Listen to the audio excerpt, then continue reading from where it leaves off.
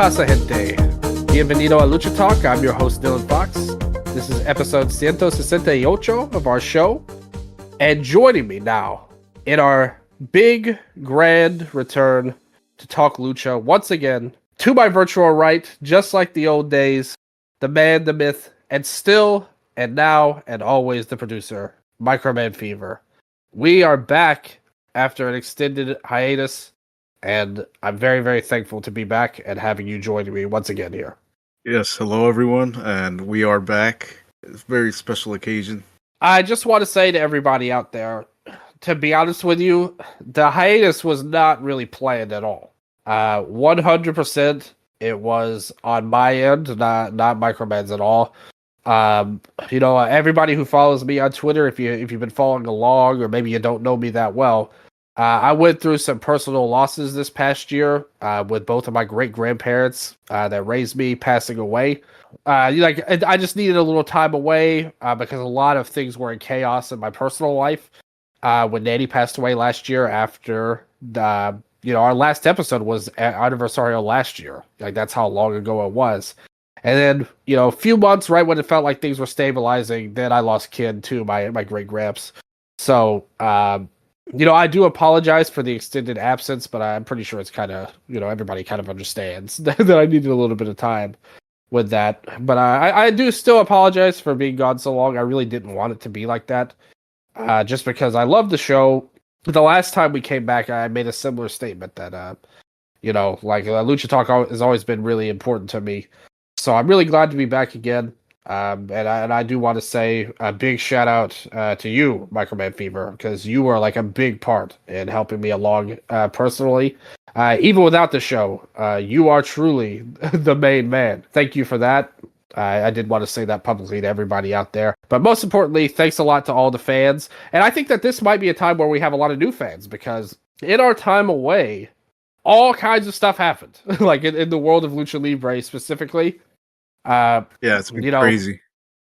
Yeah, like a lot of stuff has happened, and that's another thing I really wish we were here to talk about, but we're here now to talk about it. Obviously, the main topic on this show is going to be Aniversario 92, and I do want to talk about that for sure, but just kind of briefly.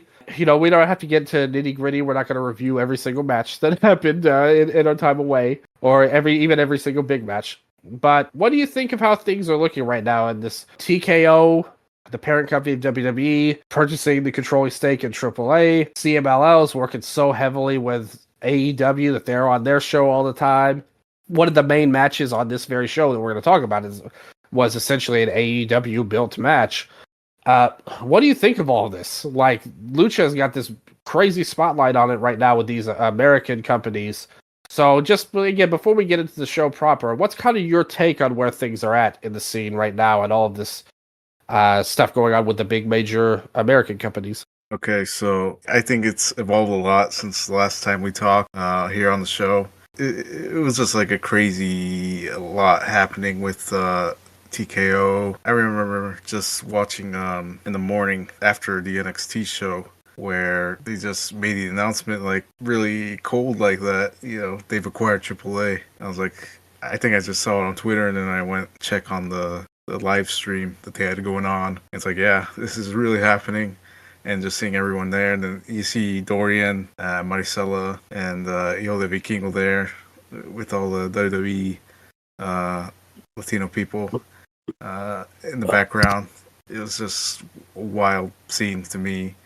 Like, I didn't expect it, but everyone's gonna say, yeah, we saw it coming. And I think we did kind of have this notion about AAA selling off to someone, because all the moves they were making, like they were looking to cut expenses down, and then that was one of our big complaints. Like, look at these shows, they're not interesting. There's just like a lot less people on them, and not a lot is going on. There's the top stars are kind of missing on these cards. Like, what's going on? There's no direction. Fast forward to that point, it was less than a year from that, we saw them get sold off. Just like that. That could be like a huge big topic that we never really got into, I think. Yeah. But yeah. quick thoughts on that would be AAA they really needed what WWE can provide, and that is that outreach to all these fans, not only in the US but like around the world. And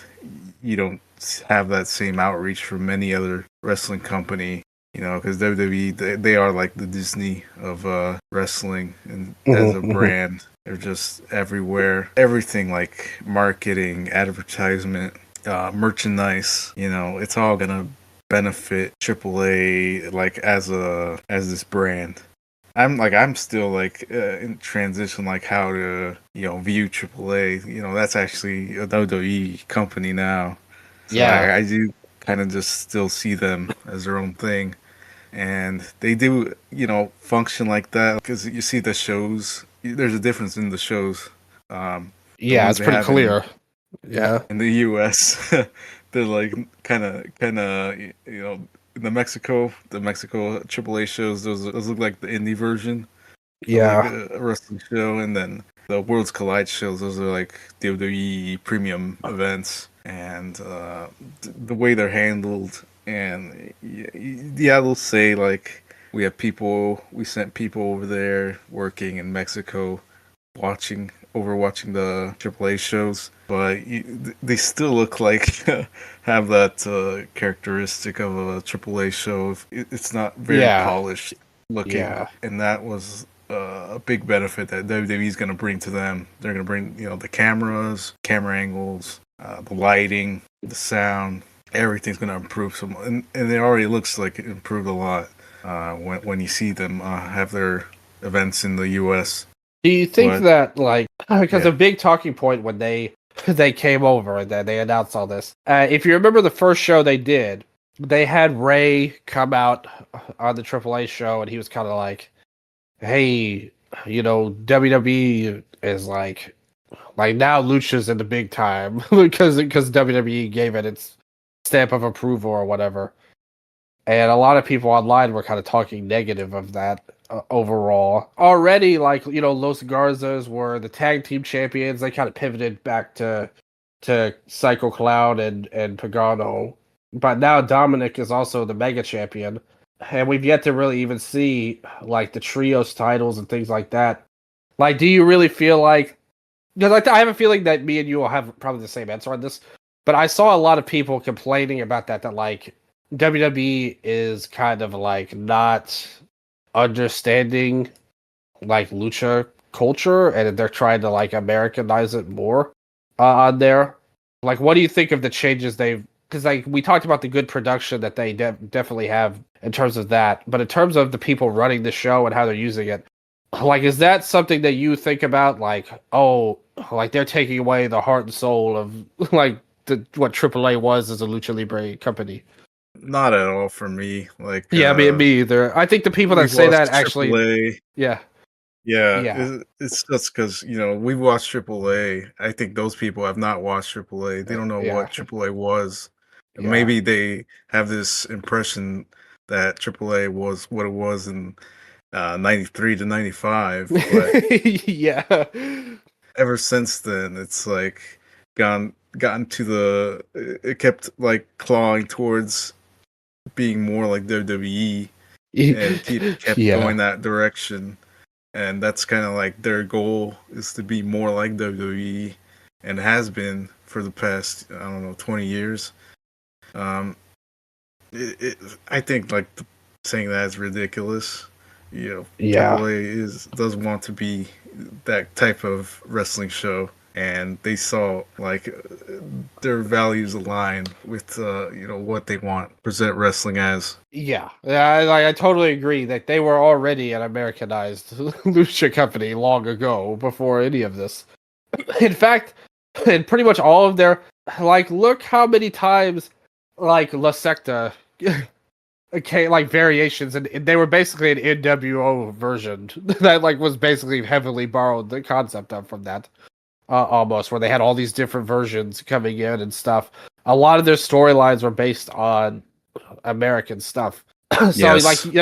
like you said, if you followed the company for a while, you know that this is not any kind of traditional company. Which, I mean, to be fair, that's helped them in some way stand out from anybody who follows CMLL, as we're going to talk about, what's their, what are they known as? The serious and the stable, right?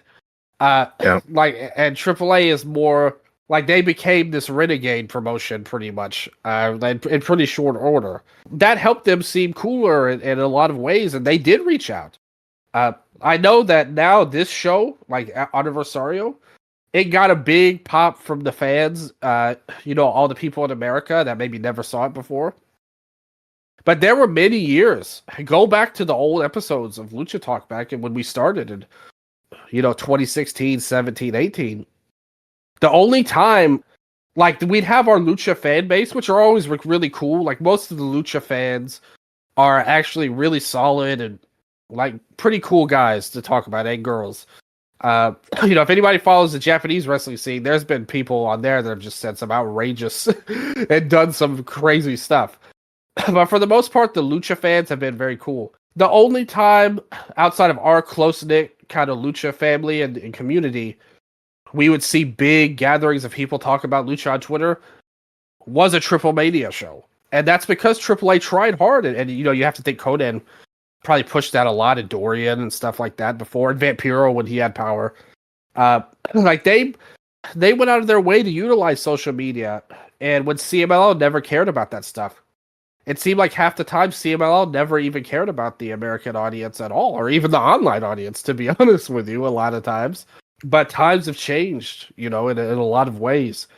So with WWE and AAA, like you said, I think no doubt the production values have increased and the monetary value for the luchadors has increased for sure. But yeah, another thing they were lacking was talent. They were really low on talent, and if you're watching AAA, it's like this company's like ready to go down. Like, that's what it felt like. Who was the top babyface there, wanted like nothing to do with AAA in the past year up until being acquired. It looked really bad, and so many factors to that. Vikingo was not people didn't buy him as the world champion, like the guy. I think that was a big contributor too. There was never that guy that handed him the baton, and he wasn't even pushed. He was never in the main. He was never in the main events. Remember, the Triple Mania a couple of years ago. If you don't remember, to all the people out there, AAA worked with AEW first before they worked with WWE, or before CMLL worked with AAA. Like, you had Kenny Omega and the Young Bucks on AAA shows. But the last one that he was the champion on, 2023, before all this kind of got cooking, Vikingo was in the semi-main event goofing around with Jack Cartwheel, while it was like, Sam Adonis and Roosh and LA Park in the hair match and all that shit. And like QT Marshall was like one of the champions, and like weird stuff was going on there. That's how it was a couple of years. Like, that was just 2 years ago, man. On there. At its worst. And that's what we're saying. Like, that version of AAA was not going anywhere. There was no real future like with that. And that's why. And look at all the gimmicks they tried. They tried splitting Triple Mania up into all these different shows throughout the year to try to sell more. Remember the restaurant they had, like the Lucha Bar or whatever, Bar and Grill or whatever. Like, we watched some of those shows. Yeah, it was in Cancun. Yeah, you're right. So, like, they tried a lot of gimmicks and stuff to get money into the promotion, but nothing was working for whatever reason. So we do have to praise them for that. Again, like, I'm not here trying to big up WWE or their wrestling mind. But from a pure financial standpoint, the luchadors really win a lot more than anything. And it helped them get more talent, like you said, to where it's a little bit more like they can have full shows with like major league type talent, on there, and that's a good thing. Dominic being the champion, I personally have again, this is something because we've watched these shows. I never even felt the belt mattered that much, to be honest. Like, regardless of who the champion was. Like, that was never the main thing. It was always building towards a big mask match like is the main thing, really. Um, at least in my view, your AAA, that's how I've always felt. It means more than the CMLL belts. I will say, like it's slightly better Yes. than that because they were more Americanized. I mean, the CMLL belts are like completely worthless. Pretty much, it's like they mean literally nothing. But the AAA Mega, it wasn't like it meant something to have it, but it wasn't like you were automatically the main star. Case in point, Vikingo, when he was champion, he was never in main events. It felt like WWE they made an honest effort with him, but after these 6 months, it's like every time he's in Mexico, the fans are against him. And a lot of that is because, the fans were kind of mad because Alberto got let go. The Mexican fans, they thought that was WWE meddling too much. And Vikingo also got a negative, like even bigger negative response because of that. It's just like Alberto got hot in that time. Yeah. He was doing like some of the best work he's done ever as their heel champion, and then the promos that he was cutting were just like major baby face, like nationalists saying that he doesn't need people from the outside. He was being like very pro Mexico in his promos, and people really bought into that. Yeah, like that's the thing. I think there's a big disconnect from American fans and Mexican fans when it comes to that. But regardless, I think they gave it a fair shot with Vikingo, but they just eventually were like, "Look, we're just gonna put it on our guy, like Dominic." And that, if there is a downside, you saw the match, right? What did you think of it? What did you think of Vikingo and then Dominic? Vikingo, I think he's really lost a lot of steps over the years. Since I remember when he came in, I was like, man, this guy is the future of Lucha Libre. This is the best luchador in Mexico. I really felt that for a while, 6-7 years ago. But I think after the injuries, he's not really what he once was. Dominic's a great player to have because he's so popular. Like, he's a great guy to have against someone hated, like Vikingo, to have there. The match was good. Like, I was sports entertained by that match more than anything. I wouldn't say it was like this great match, but I think the stuff with, Grande was well done. And for a AAA match, again, honestly, that kind of match is probably like the most clean version of a AAA main event we've seen in years, overall. Because even though there's always interference, it's usually just between him or maybe Judgment Day. In AAA proper, back in the old days, there could be dozens of people that run into these main events at times. Yeah, sometimes even referees would run in, like Io Tarantes. People would be missing their cues all the time. Oh, that happened all the time, yeah. Sometimes people would come in drunk in battle royals as well. So yeah, like that, the title's been cleaned up in a lot of ways with this heel champion, Dominic now. But it was pretty good. I actually liked the 4-way match the best on that show, though. They had with Wagner Jr. and Dragon Lee in there. Like Ethan Page was in. We don't like that, but the others were good, though. Yeah, I think the match was good, but for me, the opener with the Mascarita Sagrada. Oh yeah, that was good too. That's probably one of the best matches that they've had for the AAA shows in the U.S. And yeah, the whole show was pretty good. I agree with honestly. You. About the main event, I agree with you. Yeah. Vikingo, to me, he just looks like really broken down, and that's sad to see because he had such a high potential, I thought. And yeah, in that time, years before, he was the best wrestler, one of the best wrestlers in the world. For it all to go down like this is just very sad. I hope he can just recover for his health because, watching him in the match, it looks like he looked like Volador Jr. out there, like barely getting around, not very doing a lot. I think Dominic took the match like 85% of it, and then at least Volador is charismatic. Yeah, Volador's got that going for him. Yeah, and Vikingo doesn't. Like on there. Shout out to Media Abismo Negro on this show. 1 week after working the Dean show in Ring of Honor, gets finesses his way to AAA here.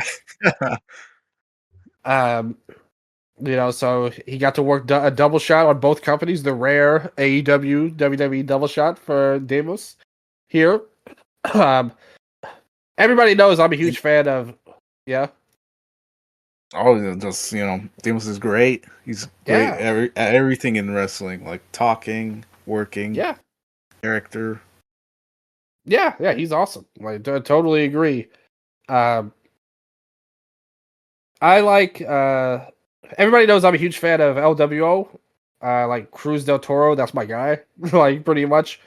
Rodney was always like one of the best, like indie luchadors in my opinion, before he came in, and everybody knows Joaquin Wilde is a great talent. Whenever they're on the screen, they do everything they can to steal the show. Whether that's on Raw or in these AAA shows, I would love to see them get some kind of titles out of this somehow. Uh, they had Pagano and Psycho get the win over New Day. Did their thing there. Natty beat Fabi Apache, which I mean, like that was a trip seeing Fabi in like a WWE setting. Like that's the kind of thing. That's the most fun part of all of this to me. Is like, what random person can we now say is like has made a WWE appearance? It's like, oh, Pagano all over the marketing for a WWE show. It's like, who would have predicted that like 6-7 years ago on there? Noah Style, like big time WWE favorite apparently now. So all of that was cool. Like I said, the show was actually pretty good, honestly. So that's cool. What do you? And before we get into Anniversario, though, what about on the CMLL side now? Because we kind of mentioned it again, like AAA. I don't know if many people know that worked with AEW first. But there was some big blow up. A lot of people say it was because of Dragon Lee. And basically, like, people accuse Conan of directing Dragon Lee and Stephanie Vaquer to WWE when AEW wanted them. And I mean, I don't know what's true about that or not, to be honest. Uh, I do know that, like, they wanted to go to WWE for sure. I mean, Stephanie said it herself.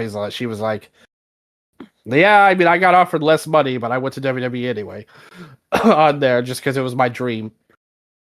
I don't think people really grasp that too. A lot of Americans, how like entrenched WWE is in Latin America. To be honest, more so than AEW, which is kind of like a new company. Yeah. But since then, like they had their falling out, and that turned into this big, like, push for CMLL and AEW to work together. At one point, a couple of months ago, AEW did a Dynamite show live from Arena Mexico, where the crowd was just so bored by Okada's terrible wrestling that they were just begging for the match to end in there. I think they chanted like another match. Yeah. Bring on another match. Yeah, bring out the next match. Yeah, they were chanting that. And so they nevertheless, and it was over with the crowd there. The people didn't show up outside of that match in particular. But they've worked really close hand in hand together. Again, a major build. Comically, I saw a lot of, like I said, newer fans shocked that MJF and Mystico wasn't the main event. Even though like all the promotional material announced like what the main event was going to be in advance. I felt bad for Cubs fan because he had to comment on this like 5 times this past week on Twitter. He's like, look, it's not the main event. Like, it's been known for months that this was not going to be the main event. What are you talking about? But what do you think of the CML and AEW relationship? How that's played out? Overall. I think that whole thing was created out of spite. From being, I guess, they said it was double crossing there with WWE and Conan, their deal going on with Dragon Lee, and I think just Tony Khan himself, reacting to that and just getting that deal done with CMLL and moving on to CMLL, being their partner, and being everything that he wasn't with AAA. I think that's probably like his main motivation for all that, because how it ended with AAA, he had to cut them off, and now with CMLL, he's being like the perfect partner. He's bringing in guys, sending guys. I don't know, like the financials of everything, but to me, it looks like AEW's like picking up the bill for most of it. I think he's sending more people to CMLL more frequently, and not like the worst guys or guys that aren't hot. Yeah. People that are getting used, unlike with AAA. Yeah, QT's not getting title shots in CMLLs in this partnership. Yeah, people you see on the Ring of Honor shows. For CMLL, yeah, they've been loving it. They've getting all this attention. They're getting all this free advertisement. So I think that's kind of been a benefit for them. Also, the talk of this dual contract setup that they have going on, and a lot of people said that Hijo de Vikingo had a AEW contract, but I think Conan came out and said he did not. That's kind of like all for show, kind of, you think? Well, with CML, I think there's definitely some kind of deal there. You see Echicero, who's the first guy that was publicly, I think, mentioned for having that kind of deal. Yeah. And for me, yeah, him for sure. I think Mystico, with CMLL, they kind of don't have contracts. But yeah, that's what I was about to say. Like, what does even a CMLL contract mean in the grand scheme of things? But guys are controlled pretty much. Like, yeah, if you cross me, you're never gonna come back here. The type of relationship they have going on with talent there, and a lot of those guys have family. So I think a lot of them are kind of scared of what's gonna happen to their family, or the treatment getting changed because of how they do business with CMLL. And I think that's kind of a way that they've manipulated people and controlled them into making decisions.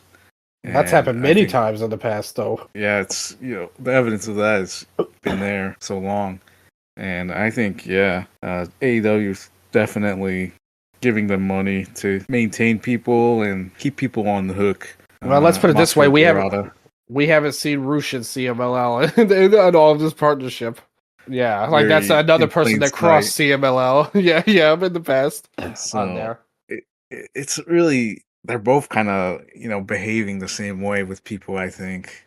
But I think with the AEW side, you're going to see a little more lenience, more open to taking people, taking them back. But yeah, I think that whole setup there with the dual contracts is being a game changer, because we haven't seen any CML guys show up in AAA. So to me, that's evidence enough that there's some kind of a deal going on between them, and that, I think just like guys even thinking about going to AAA will probably get ratted out and then get blacklisted. Oh, yeah, they'll get blacklisted, exactly. Well, look at look at Dragon Lee. Like, look what happened to him in CMLL. Like, how that came about.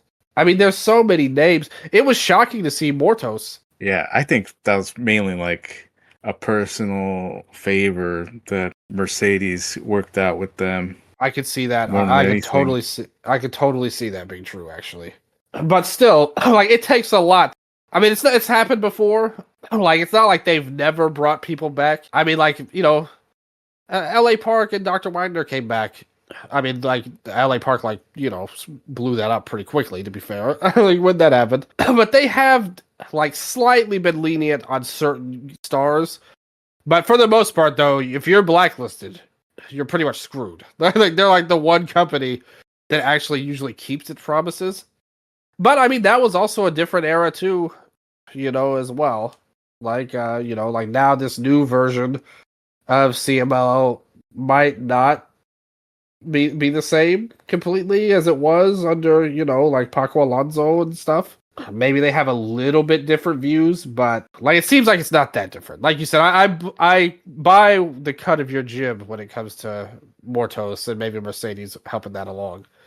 on there. I mean, I don't know for sure, but they've said too that like all indications are that Tony has been a great partner to the Luderoth family and vice versa to him. He's always spoken very highly of this partnership. Like you said, it seems like he's gone out of his way to be a great partner to them. It's shown some guys getting mixed and matched back and forth. It gives CMLL a pipeline into America, which they never really had before. And in this major of a spotlight fashion. I don't think they really get everything they can out of the luchadors. I mean, and WWE is the same way, don't get me wrong.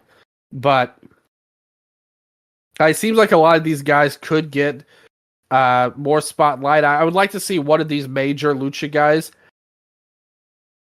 get a real push. Hechicero is a great worker, and we all love him, and everybody loves him. But he's really like a designated lost post, kind of, in his group. Mortos never wins, really. Dorada, I mean, we just saw it all out. He had a great performance, but his whole purpose in that triple threat was to take a pin.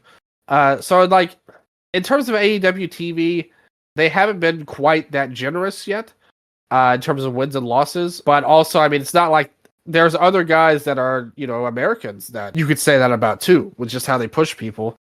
But overall, it seems like it's a pretty healthy partnership.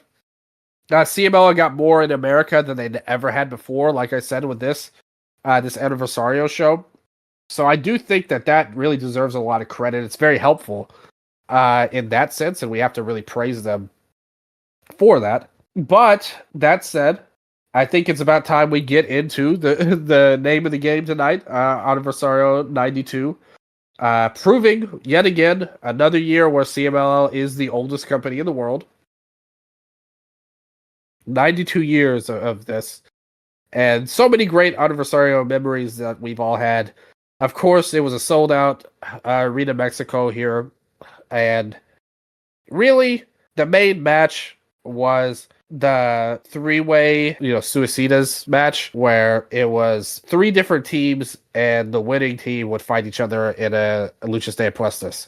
So, that was the main match. The main match to a lot of American fans was MJF defending the light heavyweight title versus Mystico's Mask. And I mean, that just like I kind of told you, I think most seasoned Lucha fans will tell you that the title didn't really mean much at all. It would have been a lot more if he had put his hair up, but I mean, I don't blame him. He didn't want to go bald. So overall, I guess. But there was another Apuestas match with the hair versus hair. We're going to two. The Copa Independencia, final match there, and a couple of tag title matches on the show. So overall, like before we get into the show, what happened? What was kind of your vibe going into the show? Were you excited about this card? Were you disappointed with how things worked? Did anything catch your eye in particular on it? What was your vibe going into the show? Okay, so going into the show, you see this card announced, and they took their time announcing the card. I think they would have benefited if they had gotten the matches out a little earlier for the excitement levels of the fans. And once we got it, it was like, is this really the best you can do? Because obviously it's not. Yes, obviously no is the real answer. Not very excited for this show. Looking at it on paper, it's like, what matches are going to deliver. Most likely it's going to be those tag match, the trios, and the hair match final. And then we'll see. Because, last year, Mystico, was it last year? I don't remember. That disaster with Jericho. Oh, God, that was an awful match. That was last year. Yeah, okay. So, worst match of the year. I wasn't really hyped about Mystico getting a singles match here. And much, against MJF, too. So, who knows what was going to happen. But we got to the day of the show, and we got what we got. It feels like every year, CMLL is determined to put on bad anniversarios so you don't feel guilty about not going to Mexico City on there. And I feel like they completed their goal. Yeah. I keep wanting to go. Like every year, I'm like, okay, I'm going this year. And then I see the card, and I'm like, maybe not. Maybe next year. And then the next year comes in, like, okay, this is the year. And then you see it again, it's like, is this really what they're gonna go with for me, it's disappointing. Like in CMLL, they can do all these great things, but they don't. And they're just very inconsistent with their rivalries, I think. Or the ones like I Yeah. actually want to see. Like, I don't want to see Dragon Rojo Jr. like in a singles program with anyone. Yeah, with But here anyone. he Yeah. is. I don't want to see like an old guy versus a young guy. It's like, oh, I wonder who wins. Well, that was kind of the big That's problem with the main event. Like, to be honest, it's like, why would he lose the match to this guy who's been around for 30 years? yeah, I will say, though, last year did feature the four-way Apuestas match, which was an absolute banger with Hechicero, like as Finhay and Valiente and Euphoria. That match was like super great at last year's Aniversario. So you did get that on there. yeah. But I mean, the Mystico and Jericho match was as bad as the Mask match was good overall. So it's you take what you can get, I guess, with CMLL. Nevertheless, I pretty much agree with you, honestly. I'm not going to belabor this point, especially because of how the match did end up turning out. But I'm definitely not somebody who would be considered a big, like, MJF fan, to say the least, just in terms of a wrestler. So I wasn't really that excited about that match. That was like, I wish this match had been available to bet on, because I could have put all my money on Mystico to win. Like, it was so obvious to me. Like, I literally would have unloaded my bank account and bet everything I could on Mystico. There was no way, like, no possible way Mystico was going to lose his mask in the semi-main event of somewhere. And in a title match on the line as well, with no actual giving to be at risk. My most anticipated match was the tag titles match, honestly. Longtime listeners know that I think the Chavez brothers are one of the best tag teams in the world, let alone Lucha Libre. And I love their title reign. They've had tons of banger matches. And I also love the Villanos. EO Villano 3 was like one of the biggest losses to AAA in recent years, in my opinion. Like, that guy had superstar potential. They've kind of gone in and out of injuries. Yeah. But I knew that match was going to bop. Like, I knew that was going to be a great match. So that was the match that I was most looking forward to, actually. And it was one of the least important on the show in a lot of ways. But nevertheless, they started out, they were going on in the middle of the ring. They introduced the segment. I gotta say, this show was available in English commentary, but I watched it in Spanish, to be honest with you. And I know you did too, Micro. I'm not the biggest fan of the Spanish commentary, and I'm not trying to criticize anyone, but I just feel like, for like CML commentary, it's just not that good, actually. Like, even in Spanish. I would agree. There's too much JCR. Yeah. Julio Cesar Rivera. Too much. Yeah, he's kind of like the face of the company in a lot of ways from a management position. He's the host of Informa as well, so he's always like the speaking role guy that CML has. He's part of the booking team. So yeah. He'll usually like say stuff on commentary because like there's a direction they're going in, and he'll kind of like steer people towards it. Yeah, it's the same way as American companies used to do when they'd have the booker on commentary. He's kind of the same way. But I just think that the commentary in Spanish, it's not that serious, and I really think I was a huge fan of Dr. Alfonso Morales on commentary in the past. Like, he was one of the best commentators ever. And then you see these newer guys, not just JCR, but the other panel. Like I said, I don't even know who the other guys are at this point on CMLL's show. AAA is no better, I promise. Like, the Spanish version of AAA is also awful. But they're just not that good overall. But still, I'll roll the dice for purposes to make it at least authentic. Not that I begrudge anyone for listening to the English commentary. I didn't listen to it. I don't want to speak on it. Hopefully it was good. But I will say this. A lot of times, the English feed would always have technical difficulties in the past on AAA shows. So I really wanted to dodge that overall. Their first ever time. For sure. So, like, who knows? Maybe I'll give that a shot later. But for now, I did the regular commentary. So, they set up the show. They talked about Copa Independencia. Obviously, the Mexican Independence Day was, like, a few days before the show on there. So, like, shout out to Mexico as a country right now. But we start off with the women's tag title match to open up the show. You had Persephone and Reina Isis taking on Horochita and Juvia, who were defending the titles. Persephone's got a lot of work in AEW. She's been one of the main women's talents that has gotten a lot of love. In my opinion, this is just me. I think Kira is the best luchadora in CMLL, but I understand because Persephone is a native Texan and can speak English fluently, why she would get a lot of AEW spotlight. They did a little feud with her and Mercedes as well. And she's a talented girl, don't get me wrong. I'm also a fan of Haruchita as well. I think she's one of the better workers in the women's divisions. So they start off this match.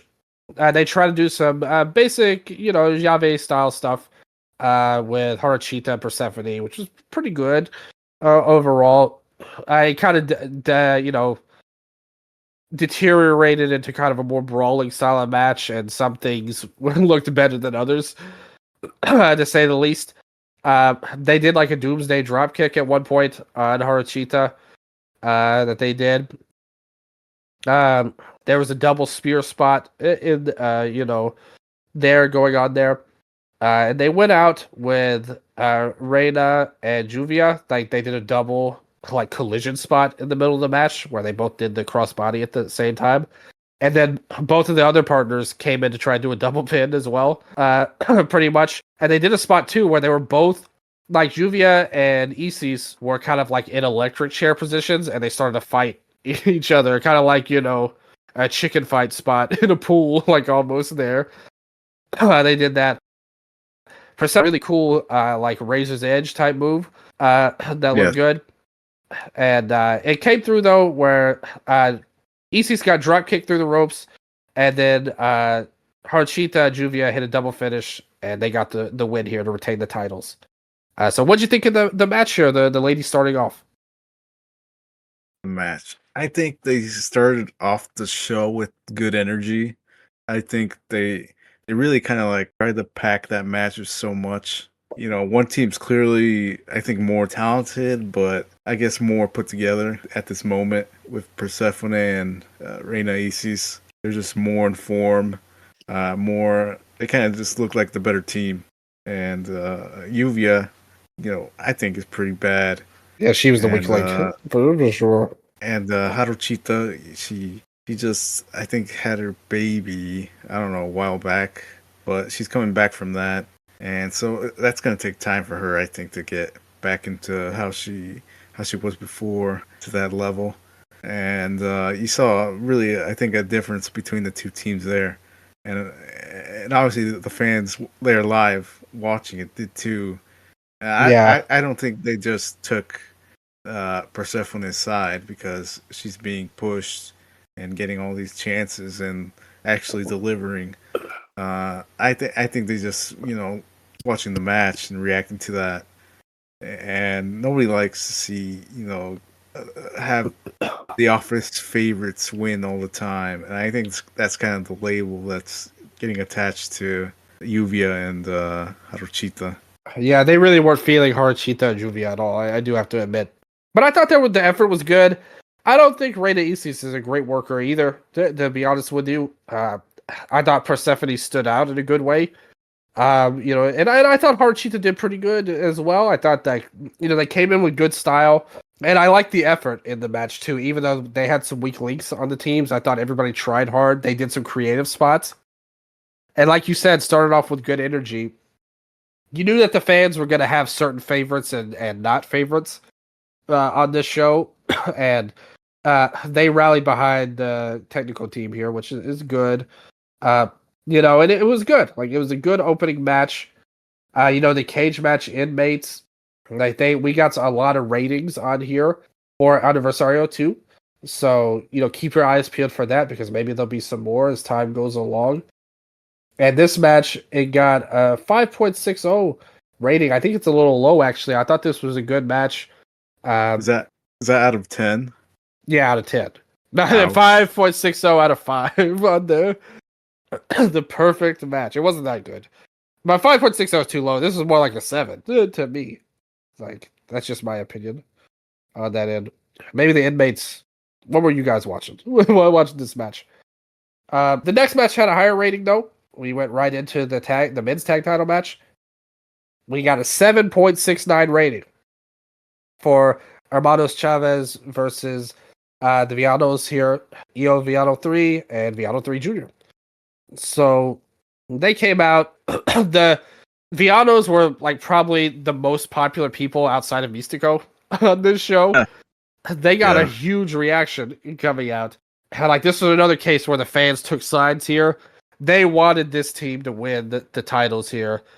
And I thought this was like a really fast-paced match. A lot happened here, and it really lived up to my expectations. Going in there, they come in trying to do all kinds of stuff. Ano de Oro hit this like huge Tijeras on Iho, and that led to like Junior running up where he like did a dive over like Diablo Roja's back, pretty much, and onto the outside. That was cool. They did a spot where they did a power bomb, like a Doomsday power bomb, and it was a springboard into a drop kick as well from the Villanos. They just looked great as a team, I thought. Io did another springboard into a crossbody on Diablo Roja there. They were doing all kinds of satellite moves. Oro came in with this wild spinning head scissors.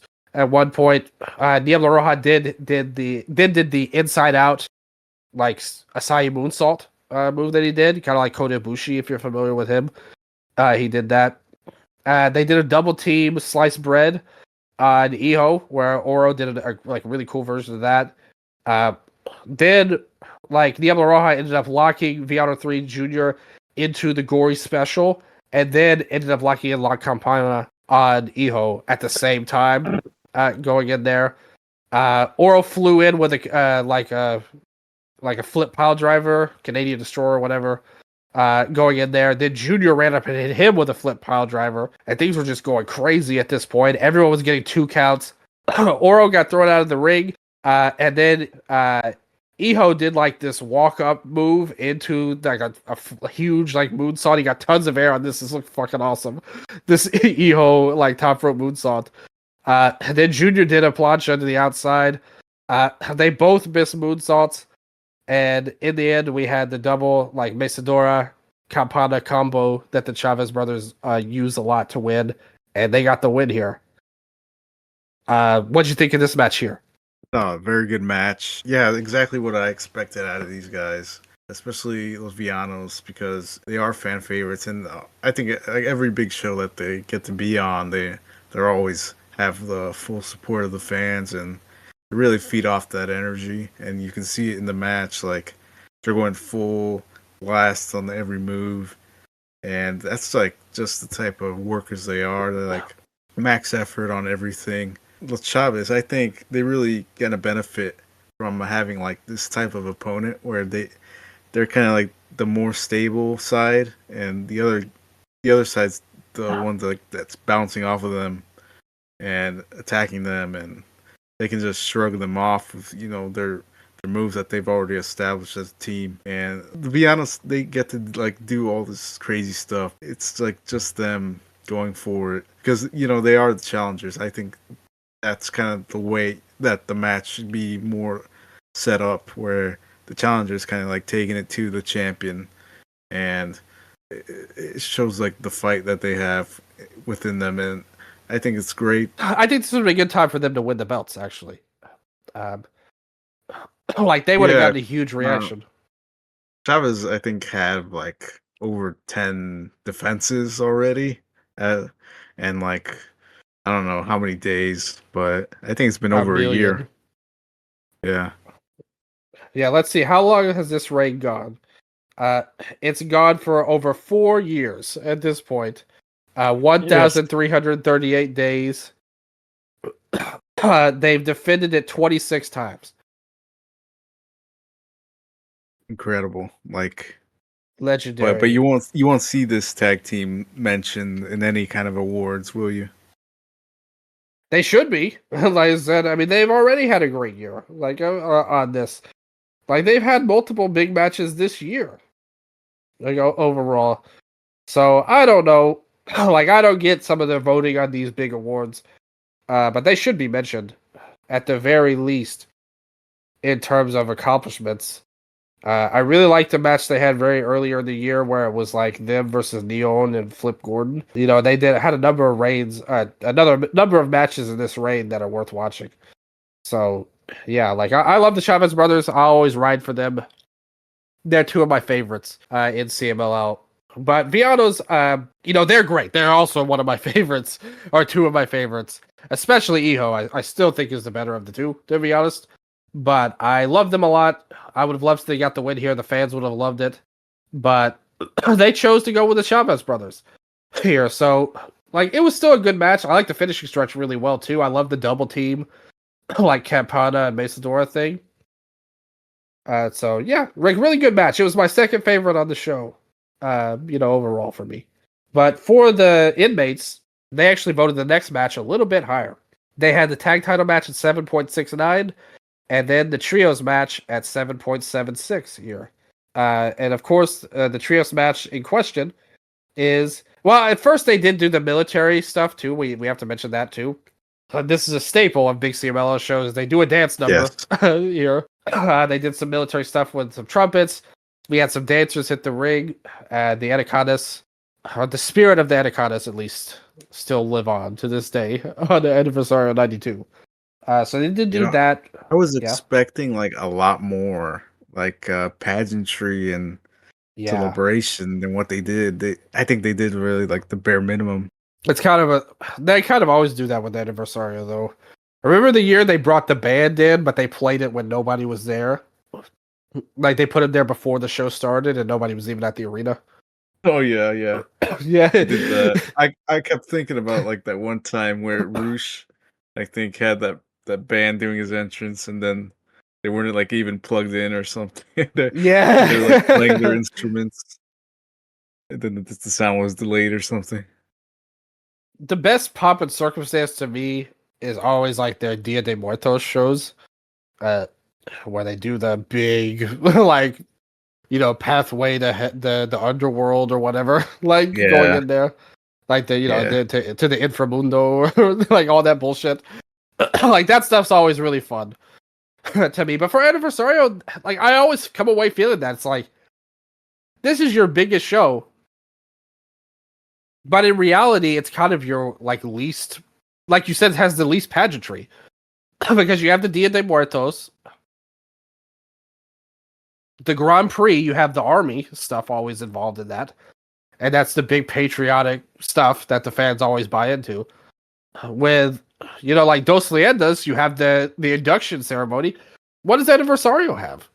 Like in terms of like a big non-wrestling moment? It's just basic entrances from everyone. Yeah. That's something I hope maybe, like if Tony Khan's listening to this, I hope that he can like he can help out CML and give them like an idea to do like some kind of special entrances for the shows. Remember that time, like, Soberano drove to the ring in a car? Like, that felt like that made him feel like the biggest superstar, even though it's kind of basic. Yeah. Because like that stuff never happens in Arena Mexico. Like, it's always like basic entrances, pretty much. Never happened again. It was that good. Yes. Yeah, it only happened once, to be fair. So then we go to the trios match I mentioned. You had Mascara Dorada, Atlantis Jr., and Neon. Everyone's favorite wrestler everyone's favorite luchador in Arena Mexico, Atlantis Jr. Here, getting his usual reaction from the fans. They took on Volador Jr., Hechicero, and Zandukan. This really feels like kind of like a political type of match. Because you mentioned how they roll, like it was a slow rollout of the card. This didn't get announced until like the week before the show. I'm pretty much on here. As a rare 7th match, too, which you usually don't get a lot in Arena Mexico. So no build. It was just a, all-out trios match. I really liked the Hechicero and Neon spots in the Primera Caída. So, like, I thought they did some good stuff there. Neon did this, like, wild, like, double jump moonsault And then Atlantis got Atlantina on Volador, and so they won the Primera. Then you started off Segunda Caída, and they were like, Volador fired back to do some more stuff. Like, they got into Neon and Volador, like back and forth. We did another double jump move with Neon, and I thought that was really good. Mascara Dorada did his big like walk up into the tope over the top rope, and he was doing all kinds of stuff. To be honest with you, he did like 5 different cool moves in a row in the second fall. But in the end, the Rudos cornered Atlantis. They were doing some good stuff, and Hechicero did a Death Valley Driver to Mascara Dorada to get the win on the second fall and tie it up. We go to the third fall, and they were like the Tercera, and Zandokan did the thing where he put his thing on Neon's head, and then they all 3 hit him at the same time. So that was cool. Like good Rudo work there from the mirror. All 3 of the Technos came back and did topes like all at the same time in stereo. Hechicero hit a big facebuster on Dorada. It looks like he's about to transition Neon into a power bomb, but he counters with a drop kick. Hits springboard moonsault in, and Atlantis ends up coming in with the sling blade, Shades of Tanahashi, who's retiring in a few months as well. So good shout out there. But in the end, Dorada goes up, hits the shooting star press on Hechicero to score the pin and the fall and win the match for the technicals. What'd you think of this match? For me, it was the second best match on the show. You agree with the inmates then? Yeah. I thought it was a great trios. Really strong match. I thought one of the best I've seen this year, actually, for trios. Yeah, like you were saying, the high flying team brought it all. I liked the way it kept building and building, and it finally culminated there on the third fall just perfectly. And yeah, just great work from the Rudo trio. And the technical trio, just outstanding. The only flaw in this match, and it is a big one, what the hell was Neon wearing here? I mean, that had to be some of the worst gear of the year. Like Neon's look here. To me, that's just like a normal something he would wear. But honestly, I thought he was awesome in the match. Like he might have been the standout guy for me. Yeah, I think like Neon's kind of like just taking like this big step up. Yeah, totally this agree. Past year, same with Mascara Dorada. Yeah, he's another one. Like his amazing climb to where he is now. I think Neon's just this year. This is like his year, and he's gotten like big wins recently, and is what's led to him being here. Now he's part of the team with Mystico and Dorada. They're the Sky team. Yeah. How many Sky teams has there been in CMLL history? So many. Do you? Well, fun fact: Valiente was a member of the previous Sky team in the past as well. I really liked his team with Fuchiro and Maxstar when they were coming in. I thought they had a ton of potential, and I mean, I still like those other guys too. But I do think Neon kind of like overshadowed, like you said, he kind of got the opportunities it took to step up to come in. But I actually think he kind of fits better with the other two than like this team with Beastico, to be honest. But all of them were great. Like you said, Dorada also did a great job. I think if I were grading on the cage match scale, I would give this and the tag title match both like an 8 out of 10 to me. Like they were both great matches, and like well worth watching. To me, so I like them. You give it a 9, like 4.5 stars on Meltzer scale. Yeah. Okay. So no, it was great though. Like I mean, it was a spectacular match. So a really cool thing too is that both of these matches were not really that long. Like they were both 13 minutes or so, and they got a lot into them too. Yes. So a really good pace here on the show, I thought, coming in there. So then we got this ceremony with the Luderoth, and like a bunch of people were in the ring, and they just kind of like, this is all basically to say look, we've been around for 92 years. And they show the big logo of the show at the end. So was this not enough pomp and circumstance for you? No, it wasn't that. no. It wasn't that great. Long story short, feel free It's to very fast forward. basic. Yeah, it's like Yeah. like they elect the mayor.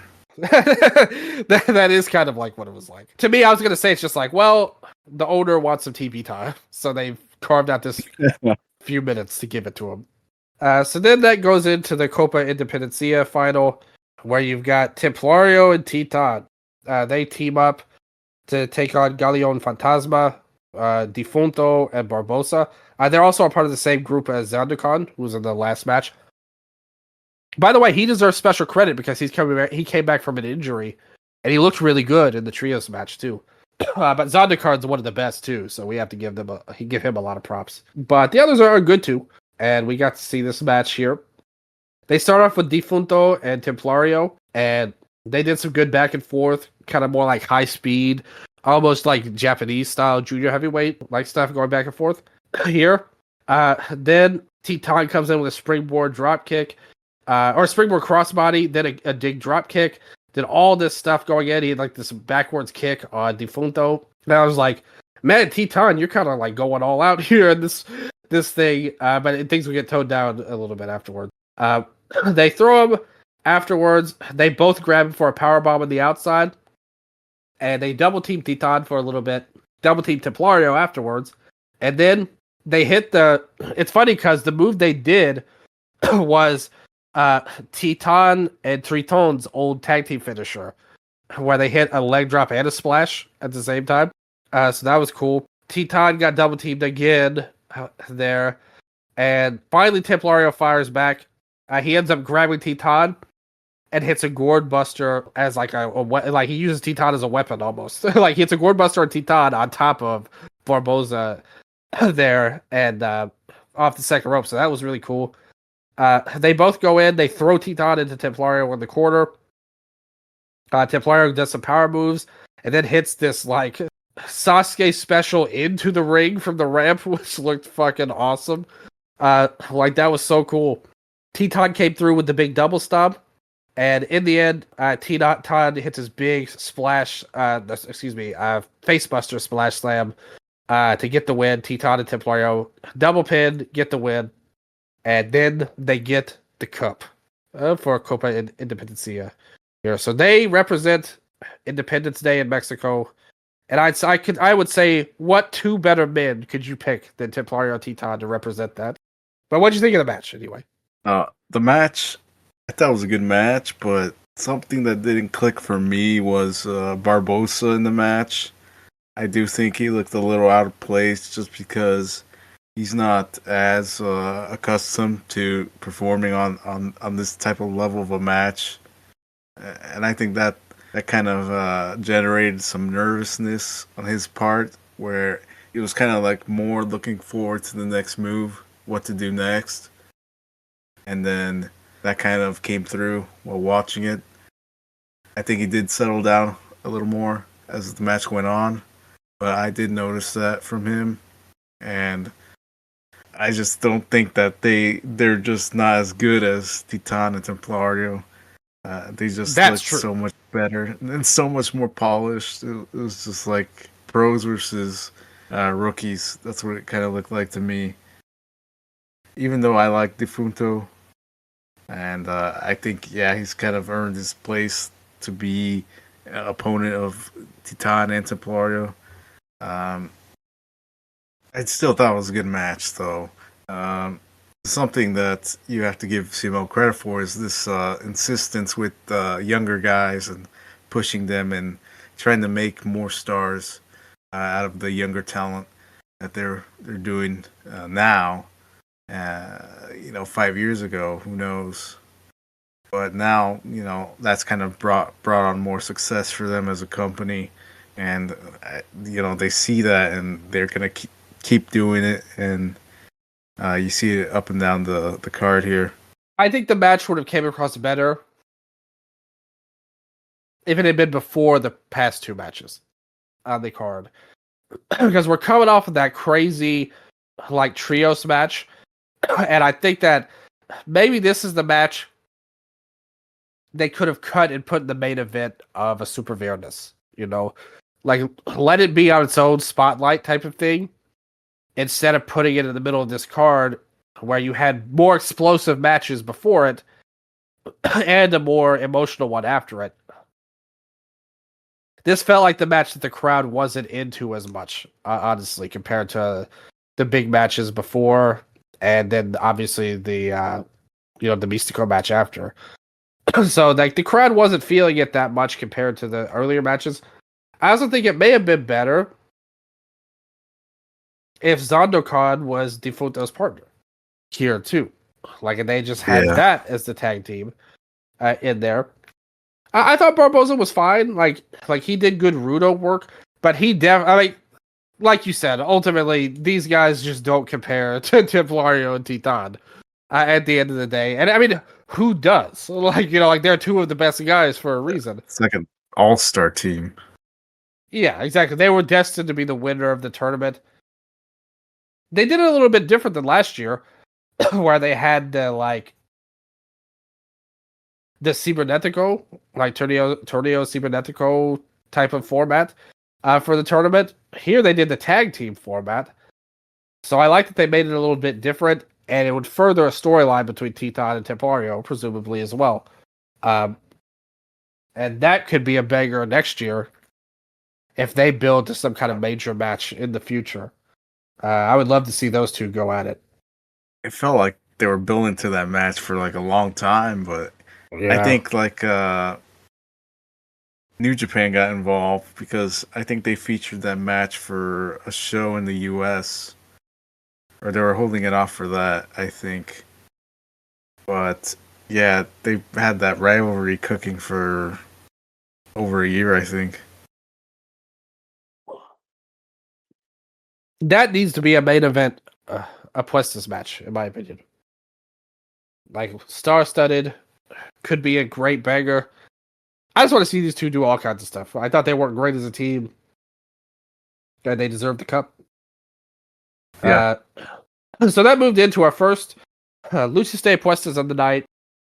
Rey Bucanero taking on El Felino.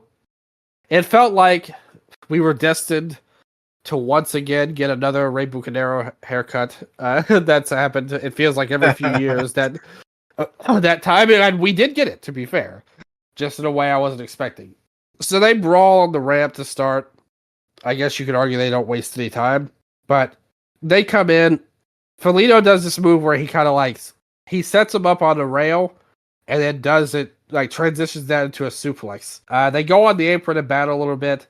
Bucanero does his running cannonball off the apron, and then Felino gets a top rope into a sunset flip from the top rope, and they battle back and forth with some strike exchanges. Bucanero hits a vertical suplex and then a Michinoku driver for a near fall. They go back to the outside, and the crowd's kind of getting restless at this point, I would say. But the fans are somewhat into it, and Felino hits a Splash Mountain. And at that point, Felino's like, come on, man, that was a 3 count. So he's pissed. Then he hits a low blow on Rey Bucanero. He hits the foul. And then Rey Bucanero ends up hitting a foul on Felino. And then Felino hits another foul. And the ref is like, all right, that's it. You're both disqualified. You must both get your head shaved now. Which, I mean, this finish, we've seen similar kind of deals with this where there's a double finish and they both get shaved, like Blue Panther and Negro Casas that time. Yes. But that match was a lot better than this one, I bet. But what say you? Oh man, I thought this was pretty bad. I was watching it. Yeah. I'm like, these old guys. And then Rey Bucanero, he started strong, but a couple minutes in, he's heaving over, pulling in air, trying to recuperate. Felino was more in shape, I think, with his conditioning, being able to perform, slightly stronger than Rey Bucanero. But they were just like two old guys. Like what would you expect, from these two old guys that have been beaten down for years and years and making this like their last showdown? I don't think there was really like drama there between them, but just the last match to have a singles match on an Aniversario. This was it. Just a payback for the career that they've had. I think more than anything. Yeah, just a bad match, I thought, and then even worse with that finish. Yeah, it was You instant know, comedy almost. yes, this is like classic Mexico lucha veteran finish. Listen, I'll never take away the skills these two had in their primes. Rey Bucanero and Ultimo Guerrero is one of my favorite tag teams of all time. And Felito had a lot of good matches in the 90s. Working a style I really enjoy. Them now, this really felt more sad than anything, to be honest with you. It's like, okay, these two both needed paydays. And the company kind of set them up with this. And I don't feel any kind of good emotions about the match itself. It's got a low rating on Cage Match. The inmates didn't really love it either, I do have to say. At 4.47. Even that feels a little generous to me, to be honest. But nevertheless, definitely skip this one if you're going to rewatch the show, I would argue. But, at least they tried, I suppose. They took risks. They did. I mean, they did some bumps on the the floor. That looks hard as hell, man. But speaking of some risk, the next match we saw Mystico risk losing too much blood and needing to go to the hospital. As he took on MJF in the Mask versus title, Luchas de Apuestas. MJF comes out totally over the top. He's got the USA flag coming in there. John Cruz is there in a top hat for some reason. Mystico comes out to a big pop. MJF attacks right away, rips the mask, throws him into the post, and we get just a huge blade job from Mystico here. He ran the razor, and he put Muto to shame. There was just so much blood loss in this match. And MJF comes in. He looks for a big, punching flurry on him. Mystico tries to fire up. MJF cuts him off. Knocks him into a powerbomb backbreaker for a near fall.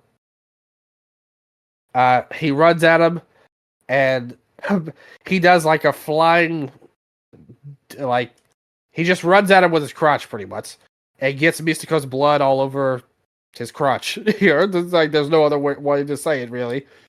Here, so there's a lot of blood on his white thing here, and Mystico comes in with a springboard plancha to the outside,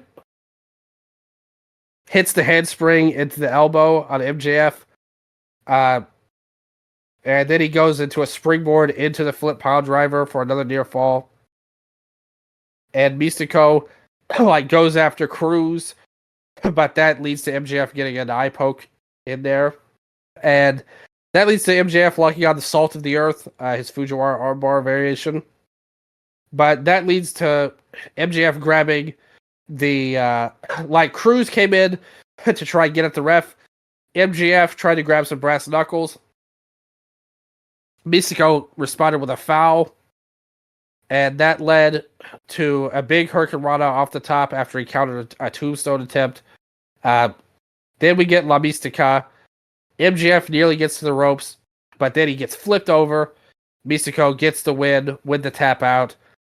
The Arena Mexico just goes insane. The blood was just so much, and the crowd just loved it.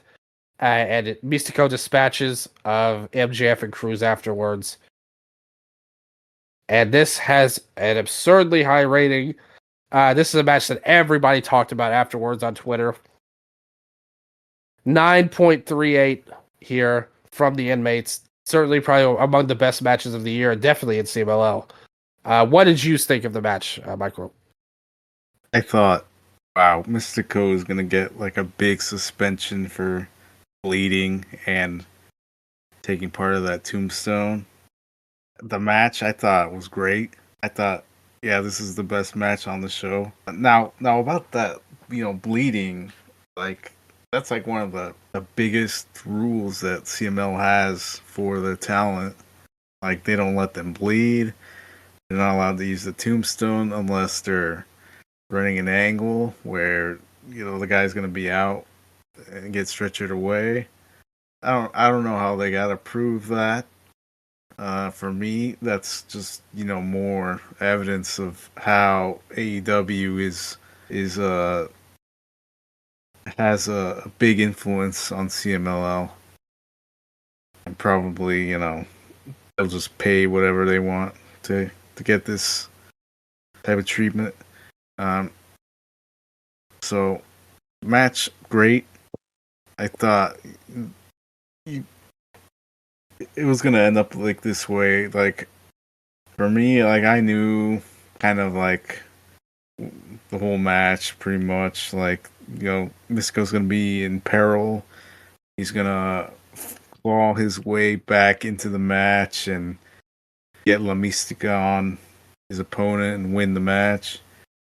But the way they did it was very dramatic. I thought Mystico really played up the theatrical elements of the match and made it more dramatic with the blood. I think that was a huge factor. I don't Yeah. think it's as good without the blood.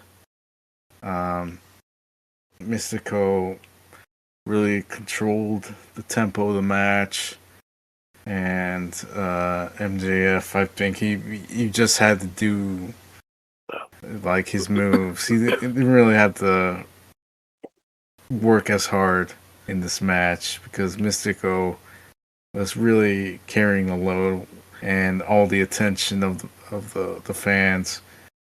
MJF, I think he could have played up a little more to the crowd. Could have been more, I think, like evil in the match. He's still, very much like a cartoon villain, I think. And I don't know, like, what that little guy running around outside the ring was about. Like, what does he do? You know? Be annoying. That's about it. Okay, Yeah, I mean, that's all he did. Like, legitimately. that's what he does in the AEW. You know? Do you even I watch don't. that? I don't think they're paired together at AEW. Oh wow, Yeah. This I is don't understand. Serpentico. That old guy Yeah, running just without a around. mask. Yeah.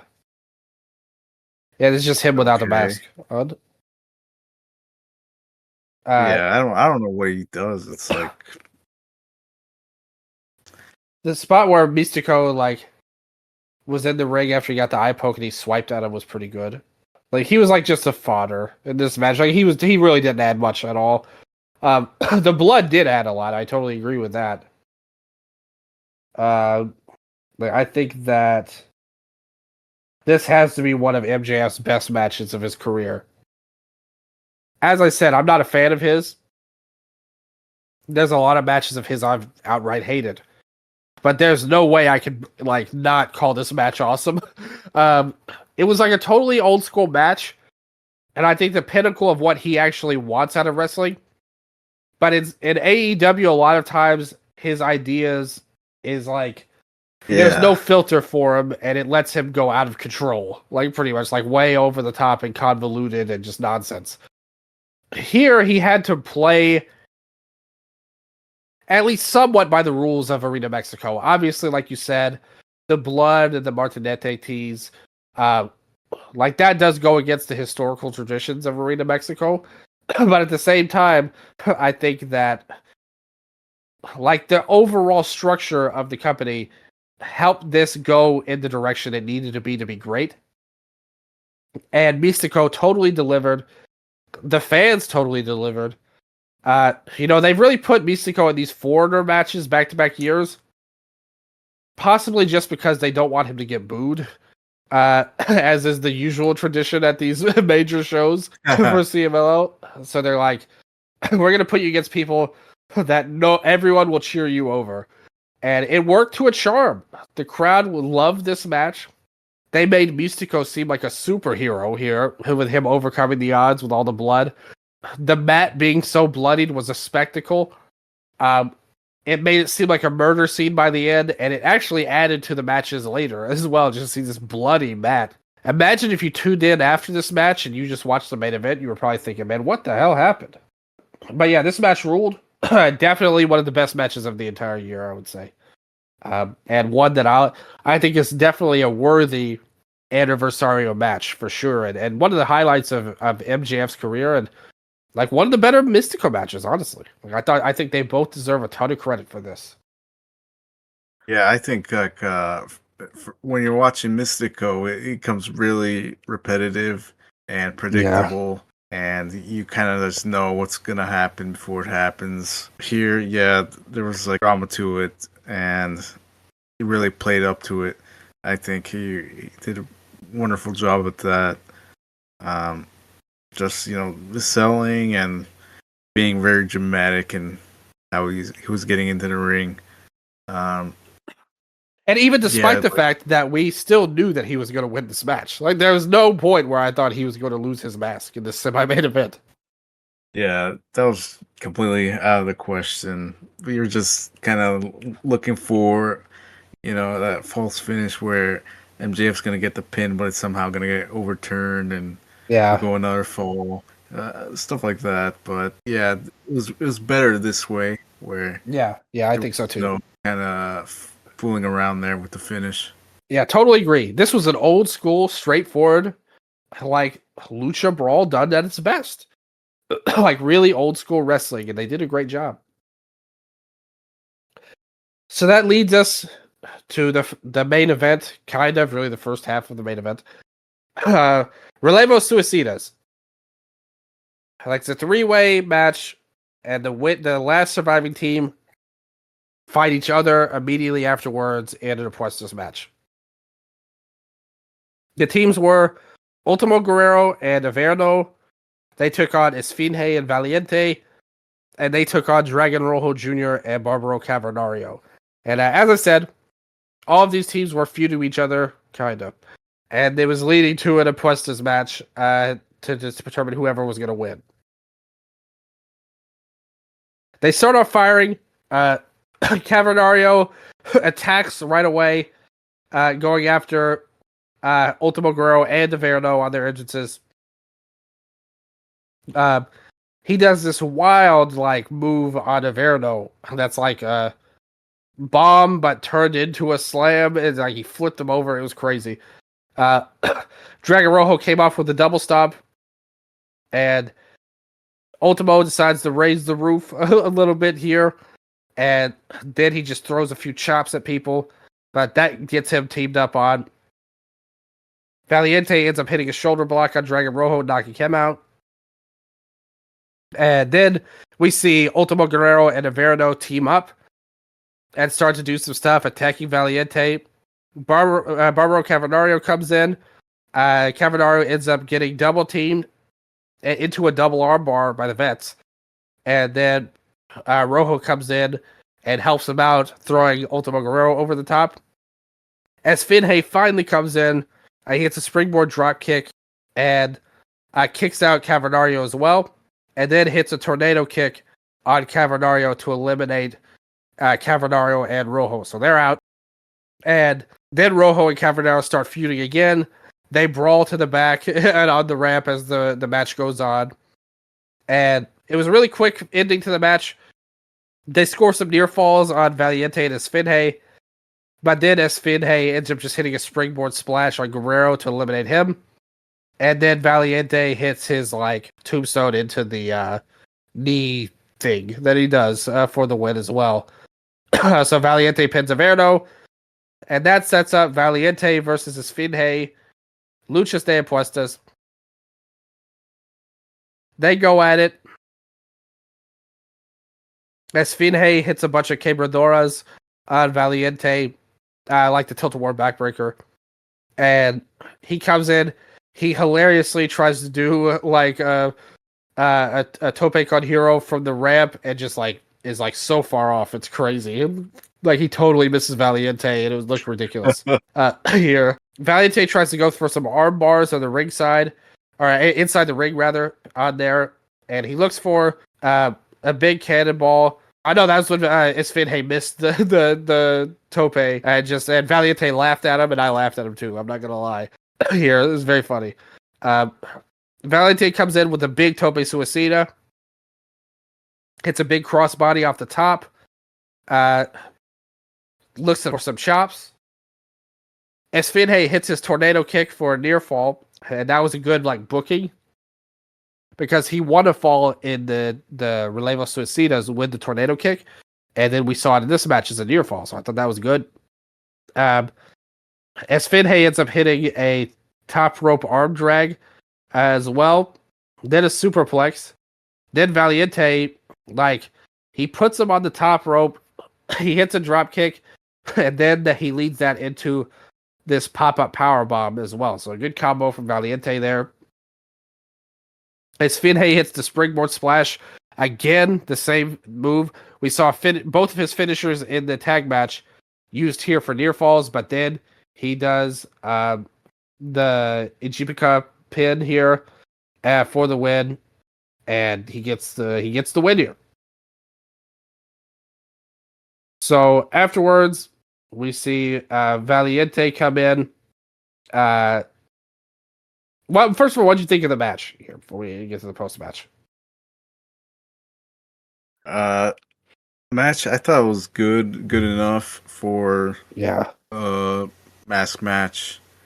I think Valiente, I don't know if he didn't fight show enough fight for his mask.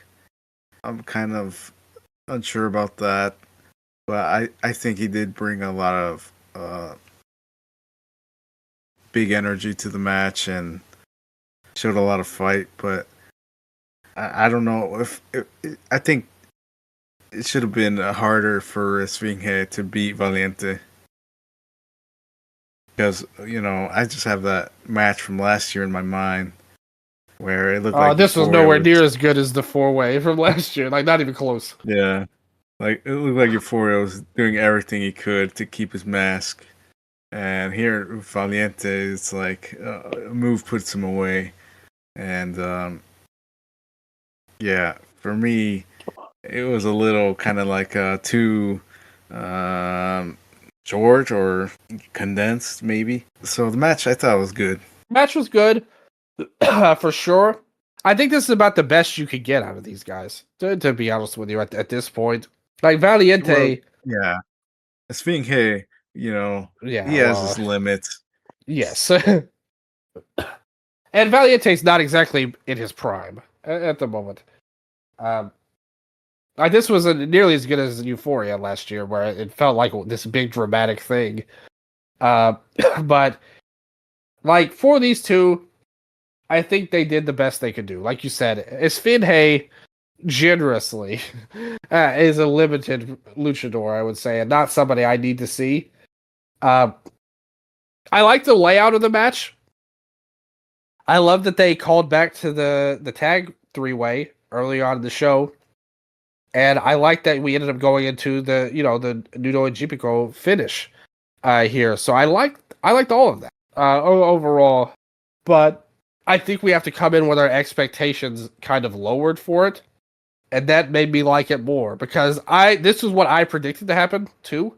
I figured that it would be this as the mask match finish. And that Valiente would lose his match. Like you said, one guy... he's been around forever, and another guy is younger. Like, why would he lose at this point? It's stupid. So it was an obvious winner again, and not a match that felt like any kind of dream match at all. I think they probably over-delivered on my expectations. I think the inmates got it right here. They gave the Relevo Suicidas 6.76, and the Lucha de Apuestas 7.13. And that's about where I'd rate this, like a 7 out of 10 level match. Yeah. Like good. Like it's not like they had this embarrassment like last year with Mystico and Jericho. Like it was way better than that, just not as good as the 4-way was with Euphoria and Hechicero overall. So afterwards, Valiente brings his whole family in. Most of his family are either luchadors or bodybuilders. Like it seems like. Obviously, if you know him, Olympia, Hera, Valiente Jr., all his sons and daughters, pretty much. So they're there. He cuts an emotional promo, but even then, like even his promo, it's not like he was like that. Like it wasn't like that dramatic as we've seen in the past. Like I remember when Ultimo Guerrero lost his mask, and it felt like somebody died. Like people were crying in the crowd and all that. Like the first thing Valiente did when he unmasked, and his son helped him unmask, of course. But the first thing he did was take his mask off and pose to the crowd triumphantly. Like, yes, I'm finally rid of this mask after all these years. Yeah. It's like, when Ultimo Guerrero lost it was like everybody was in tears at it. But he announces his name was Fernando Vega, 36 years luchador. He didn't say how old he was, so I guess he's a little embarrassed of it. Honestly, he looked great, though. Like, whatever his age is, I know he's been around forever. Like I said, He didn't look like some... like, one of my favorite matches, Viano 3 and Atlantis. When Viano 3 takes his mask off, you look at this grizzled, like, ugly bastard. Look under this mask here with his done like 10 million blade jobs in his career, and it shows on his head. Yeah. And that's like one of the defining moments of wrestling to me, like anywhere. Like when he takes the mask off and it shows like the grueling life of this luchador. Here it was just like, hey, like I'm a normal guy in good shape. Like so, it doesn't feel like he lost anything by losing this mask, to be honest. Here, so he shows respect. He hands Esfinge the mask, and then Esfinge gets all these streamers and all this stuff going on there with the confetti, and then Valiente knocks out Esfinge and kicks him to end the show. Sore loser, Valiente here. They really don't have anywhere else to go with this, in my opinion. Like this rivalry, so to speak. Like you got a big match out of it. They did better than we thought they would. Let's just leave it alone after that. Like it was good enough as it is. We don't need to see any more. Yes, and I'd prefer it to be that way, but it's not going to be that way. They're going to have constantly be in matches together, and even like partner up as a team. Because this is CMLL. I'm trying to give our newer listeners some hope that won't happen if they saw this. No, it's going to be something you barely wanted, and now they're going to give it to you twice as much. I will say this. The Mystico and MJF match over-delivered so much. I ended up really liking the show by the end. Like, I thought it was a good return to form after last year. There was nothing that... I mean, the Felino and Bucanero match was bad. But even that was better than last year, though. Like, with Mystico and Jericho, I thought. And everything else, I mean, the tag... I liked the women's match more than the Inmate. I thought that match was very good. I thought the tag titles and the trios match were bangers. Like, great matches. The Copa Independencia was good. The Mystico and MJF match, another fantastic match, like one of the best of the year. And then the main event ended up doing all right. And if you had put that on paper, I would have thought this could go off the rails and be a bad match, like with this Finhe in there. But yeah, but it really didn't. Like it was a worthy main event, even if it wasn't that emotional. That's the one thing that the Mystico match really had, even though I thought it was an obvious winner. He made you believe that he believed his mask was in jeopardy. And as long as you have that, that's really all you could ask for out of a performer. The fans in Arena Mexico, they bought in, and they loved it. So I really have to give this show a thumbs up. I thought it was a good show overall. And the overall rating in Cage Match is an 8.15. I think that's pretty fair. I thought it was a really really good show at the bottom, and I enjoyed watching it actually more than I thought I would. Yeah, I thought it was a good show too, and I think they they obviously know the mask match is gonna happen, and the thing about it, it's like it's two masks that aren't quite the top level masks that you will usually see on Aniversario. That's gonna be on the line. So I think they added that hair match. They added that Mystico MJF, and MJF being, I think, one of the top AEW stars. They kind of were trying to load the card more than normal. Having that seventh match added on. Yeah, I think they knew what they were going to give the fans, what they want, and I think it delivered. Yeah, like I said, I pretty much liked every match except for one on the show. So and a couple of them were great. So I hoped, if it is nothing else, I do hope a lot of new people watch these shows.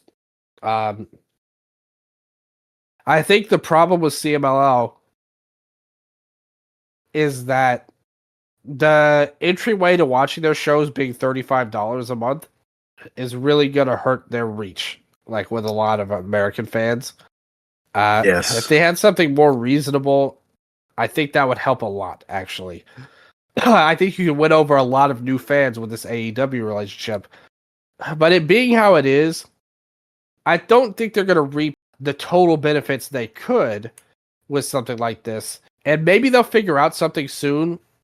But the history has showed us with CMLL, they don't really care about fan complaints that much, usually. Um, no matter what people say, I think they're going to do what they want to do. And if they're even getting one, subscriber a month, I think in their mind that's better than what they were doing before. I suppose when the shows, and that's the crazy thing. These shows were on free for years on YouTube, like the CMLL shows. Pretty much all of them. But for whatever reason now, well, we know why, because a lot of AEW fans want to check out what they're working with in Mexico. And I do hope that they continue on. They continue to show support, whether it's a WWE fan with AAA or an AEW fan with CMLL. Maybe just keep watching and do what you can out there. But I do worry about the long-standing relationship with the American fans just because of the price point of CMLL on YouTube. Not just the price, I think just the content that they're already consuming. It's gonna take up so much more of their time to keep up with additional CML promotion, another promotion.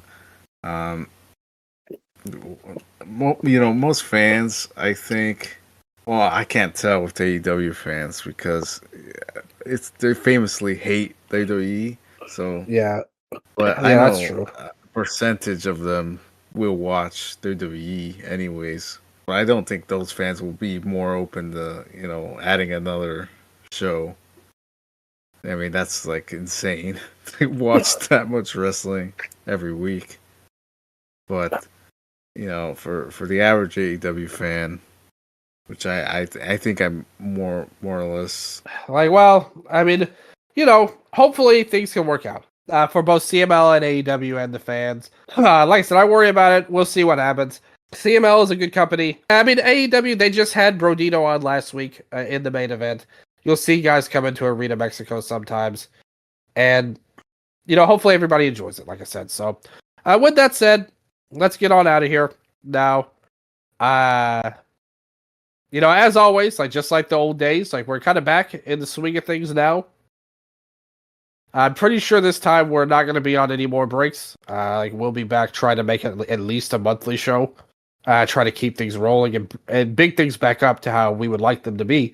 Covering Lucha Libre, and hopefully all the fans have a good time too and have enjoyed it as well. So, thank you guys for listening for sure. Mike Rowe, do you have anything you want to say to the people on the way out? I just want to thank them for listening and send any questions, comments to me on Twitter at X at Microman Fever. You can send me DM whatever you want. we'll read it on the show. Or even if you're interested in being on here and discussing Lucha with us, that would be wonderful. Anybody's welcome. Like, we just love Lucha Libre. It's been a part of our lives since we were children. So, but be a part of that. If you would like, we're definitely welcoming anybody on, really. So, like you said, thank you guys for listening. It was really good to bounce back, and hopefully you all enjoyed the ride too. And hopefully you guys make sure to check us out on Cage Match, YouTube, iTunes, Spotify, wherever your podcasts are heard. And until next time, adios.